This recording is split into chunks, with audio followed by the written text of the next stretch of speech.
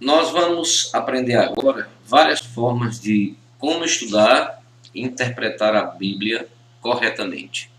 Quando falamos em interpretar a Bíblia e estudar, é importante que conheçamos algumas formas de interpretar e garantir que vamos estudar da maneira correta. Primeiro ponto: ao estudar a Bíblia, alguns alegam que ela apenas contém a palavra de Deus. Ela não contém a palavra de Deus, ela é a palavra de Deus. Isso significa que ela é plenamente inspirada e não possui erros e nem contradições.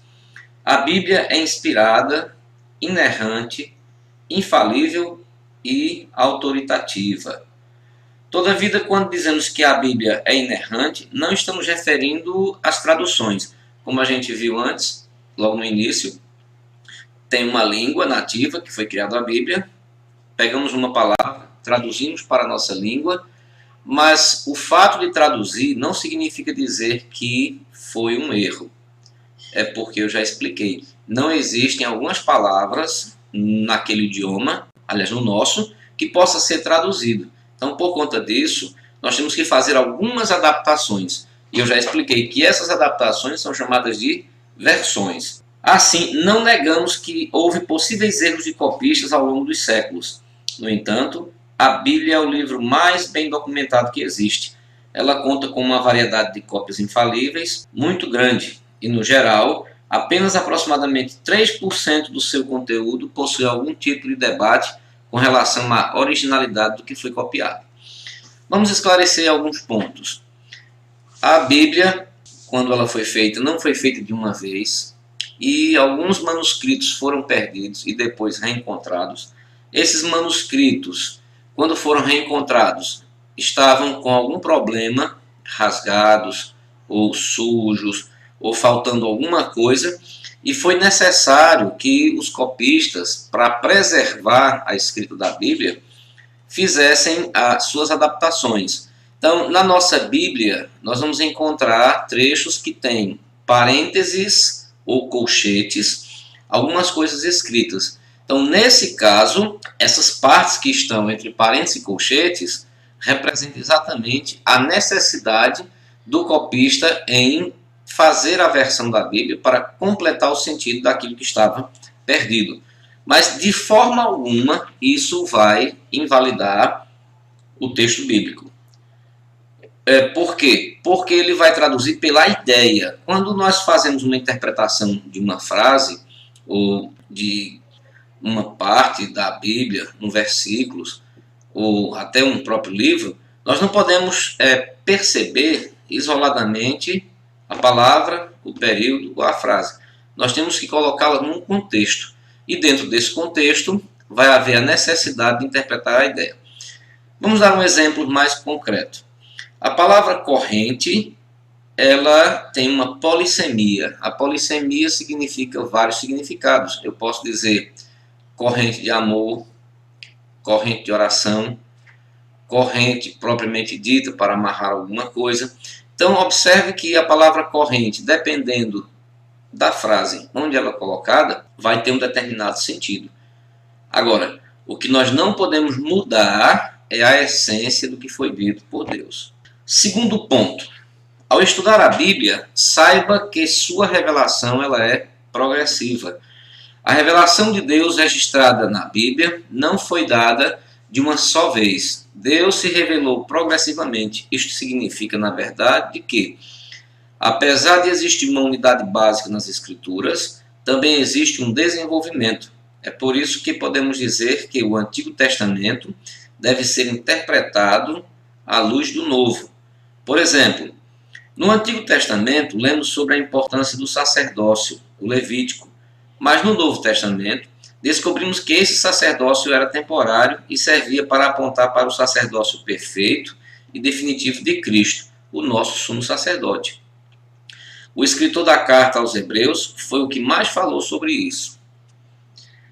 Terceiro ponto, ao estudar a Bíblia, saiba que ela conta com a história da redenção.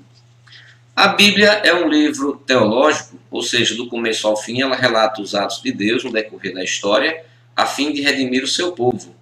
Logo, não devemos procurar na Bíblia fábulas, contos ou mesmo um livro que tenha objetivos históricos, arqueológicos e científicos.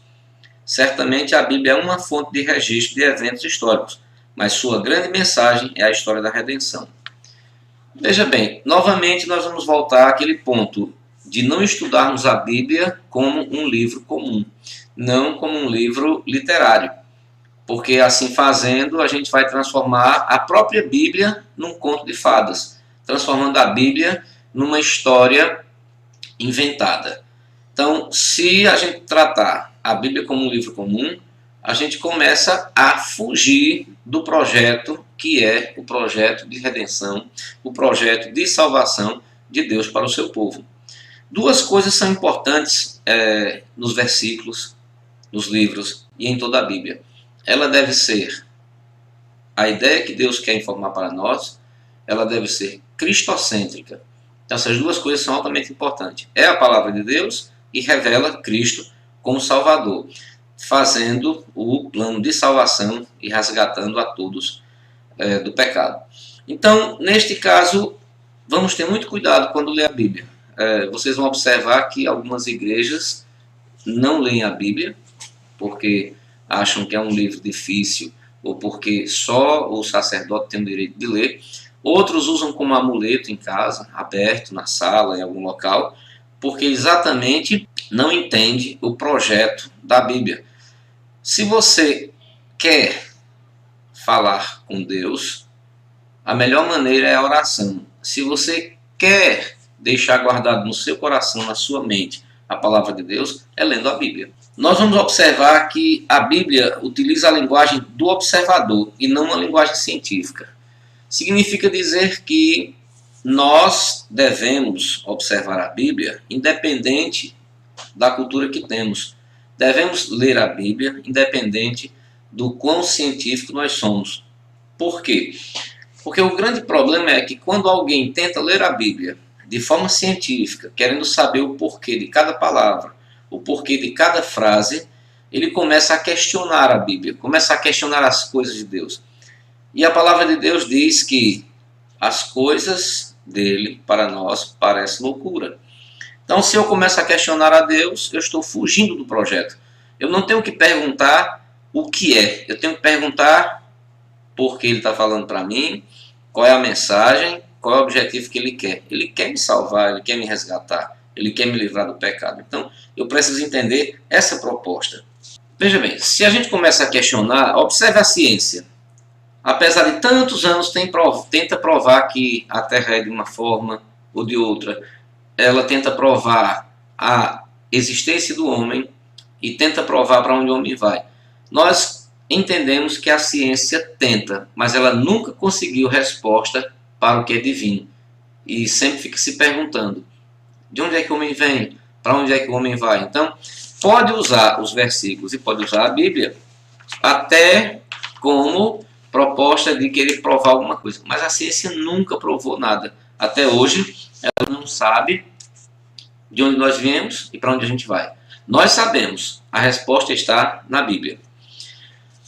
Quarto ponto, ao estudar a Bíblia, saiba que Cristo é o centro dela. De Gênesis a Apocalipse, Cristo é o foco principal das Escrituras. Definitivamente, a Bíblia é cristocêntrica. Isto significa que a história que é registrada e contada na Bíblia aponta em todos os seus ângulos para a pessoa de Cristo.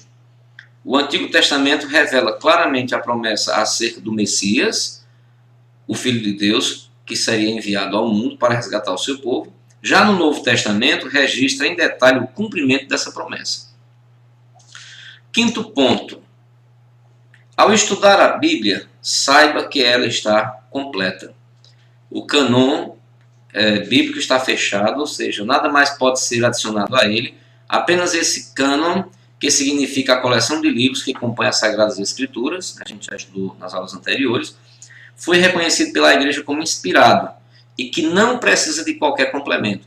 Na atualidade, algumas pessoas tentam completar a Bíblia, tentam ajudar a Deus a esclarecer melhor o que está sendo dito ali.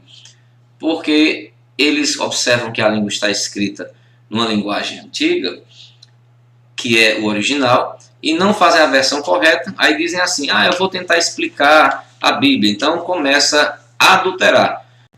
Recentemente a gente viu na internet que tem um pastor querendo fazer essa heresia, transformar a Bíblia atual na língua dos adolescentes, inclusive incluindo palavras de baixo calão, pornografia, desrespeito, falando em gírias. Então observe o quão errado é estudar a Bíblia sem ter conhecimento, porque acha que ela não está completa. Então vamos dar uma ajuda aqui a Deus, vamos completar a Bíblia colocando palavras, colocando termos, colocando situações. Não há necessidade. O que foi escrito para o homem foi escrito porque Deus havia necessidade de nos comunicar, e ela está completa. Não precisou acrescentar nenhum livro. E se algum livro não fala de Cristo, não fala de Deus, não fala da redenção, não tem necessidade de estar na Bíblia. Como fonte de consulta histórica, podemos utilizar algum texto bíblico ou extra-bíblico para nos ajudar a estudar. Porém, esse tipo de texto pode ser equiparado a um tipo como inspirado. Sim, se houver um texto que fale ou foi retirado da Bíblia, que ele tenha alguma coisa que é bíblico, eu posso, sim. Vamos dar um exemplo. Alguns pastores que gostam de escrever, que gostam de preparar artigos, que gostam de fazer suas teses, pode ser usado por um cristão para estudar, um devocional, sem esquecer a Bíblia, sempre tendo como fonte principal. Agora, o perigo que pode ocorrer é criarmos um texto extra-bíblico e levar em consideração esse texto, principalmente dando mais ênfase do que a Bíblia. Vou dar um exemplo claro.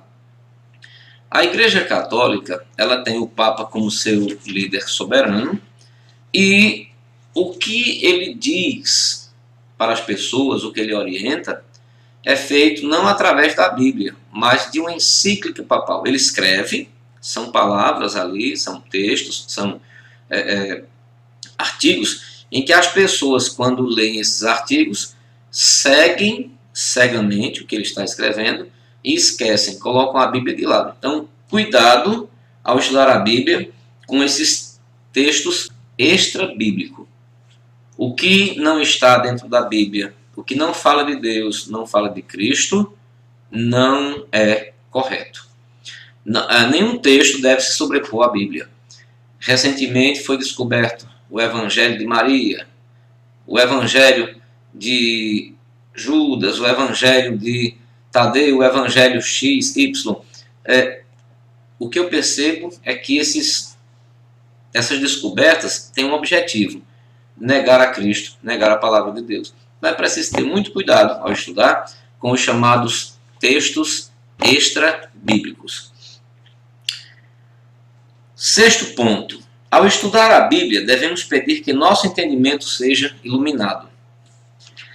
O importante é saber que existe uma grande diferença entre os conceitos e não usá-los de forma equivocada.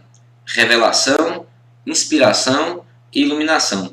Esses três conceitos se referem à ação do Espírito Santo na comunicação da palavra de Deus. Os dois primeiros escritos são relacionados aos autores que foram escolhidos por Deus. Então eles foram inspirados e tiveram essa revelação. E escreveram as Escrituras. O terceiro está relacionado a nós, a iluminação. Para que possamos entender melhor como a Bíblia funciona, o primeiro ponto é seguir as orientações de Calvino: orar e trabalhar. Lembra? Então a primeira coisa, nós vamos orar e nós vamos estudar a palavra. Preciso às vezes ler várias vezes para entender também um versículo. Não podemos dar ao luxo de dizer o seguinte: ei, eu li a Bíblia em 2 meses. Eu li a Bíblia em 6 meses. Eu li a Bíblia em 1 ano. Ótimo, você leu a Bíblia. Agora, o que você entendeu da Bíblia? O que ela ficou na sua mente? O que Cristo deixou no seu pensamento como fundamento da fé e do projeto dele de salvação? Porque ler por ler, isso não é leitura. A leitura é quando você lê e é capaz de entender e retransmitir para outras pessoas. Aí sim, nós estamos praticando um ato de leitura. Mas, como a Bíblia não é um livro comum, nós precisamos ser iluminados. Então, é o Espírito Santo quem nos dá essa capacidade de leitura e de entendimento. Primeiramente, o Espírito Santo revelou a verdade de Deus a esses homens e o inspirou para escrever essas revelações, que são de Deus. Por ser inspirado, o registro feito por essas pessoas é infalível. Sim, porque não são deles, é de Deus. Portanto, os escritores bíblicos receberam a iluminação e a inspiração. Quanto a nós, resta orar para que o Espírito Santo nos ilumine. Sétimo ponto. Estude a Bíblia sabendo que ela é a sua melhor intérprete. Um texto interpreta o próprio texto. Quando a gente começa a ler a Bíblia, começa a perceber, você já deu uma observada, que ela repete alguns versículos ou repete, às vezes, livros inteiros na Bíblia. Alguns deles se repetem. Tem algum projeto, tem algum objetivo para isso. Não é à toa que haja uma repetição desses versículos. Por quê? Dessa forma, tanto você vai guardar na mente, como um explica o outro. Vai tendo essa situação de coesão e coerência e de contextualização. Realmente existem passagens difíceis, mas quando você compara uma em um livro com outra de outro livro, vai clareando a mente. Apesar dos comentários bíblicos, dicionários e materiais de apoio serem muito importantes no estudo da Bíblia, todos eles são passíveis de erro. Então, porventura, se em algum ponto eles contradizerem as escrituras, devem ser rejeitados. Ótimo. Eu, como intelectual, como estudante ou como pessoa interessada, eu posso usar outros livros, outras bíblias, outras versões, alguns dicionários para estudar a Bíblia. Porém, se em algum momento eu observar que essas palavras, que esses textos estão contradizendo o que a Bíblia diz, então está errado. Porque as palavras podem ser até diferentes, mas a ideia deve permanecer. Vou dar um exemplo. Cristo é o meu Salvador. O meu Salvador é Cristo. O que houve de alteração aqui? Eu fiz uma inversão das letras, mas não fiz alteração da ideia. Então o princípio é esse. Eu posso alterar as palavras, eu posso alterar as letras, mas eu não posso alterar a ideia.